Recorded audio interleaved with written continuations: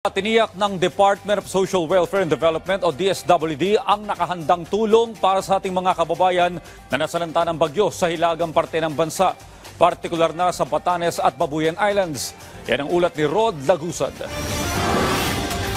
Hamon ngayon ang marating ang lalawigan ng Batanes para maabutan ng karagdagang tulong matapos ang pananalanta ng bagyong Julian. Ayon sa Department of Social Welfare and Development, bottled water ang isa sa kinakailangan ngayon ng probinsya. Paliwanag ni DSWD Undersecretary Diana Rose Cahipe, meron pa namang supply ng tubig sa probinsya pero iniiwasan na maubos ito.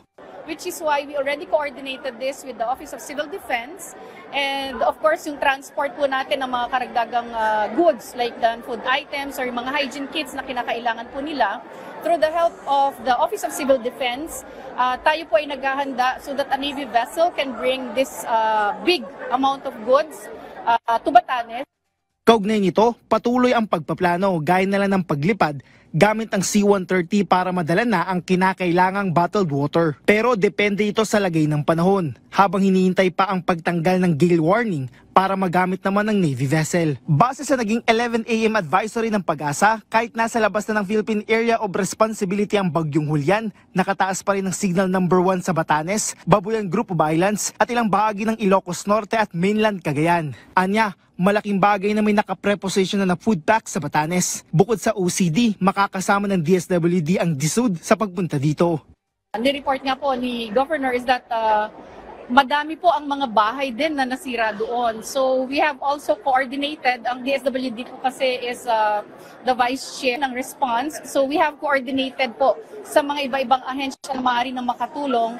Ito'y para na rin ma-assess ang sitwasyon ng mga bahay na sinira ng bagyo. Kahit hindi naglandfall, maraming lugar ang naapektuhan ng super typhoon. Kabilang na dito ang Ilocos Region, Cagayan Valley at CAR. Sa datos ng DSWD, higit 45,000 na mga pamilya ang apektado sa tatlong rehiyon. Pinakamalaking bilang dito ang sa Ilocos Region. Una nang sinimulan ng kagawaran ang pamamahagi ng relief goods sa mga apektadong lugar sa mainland Luzon. Higit 600 naman ang naitalang bilang ng mga pamilya na kasalukuyang nananatili sa mga evacuation center. Ayon sa NDRMC, isang naitalang nawawala mula sa CAR habang 8 ang naitalang nasugatan mula sa Region 2. Aabot naman sa 3 ang totally damaged na mga kabayan at 85 ang partially damaged sa Region 1, 2 at CAR.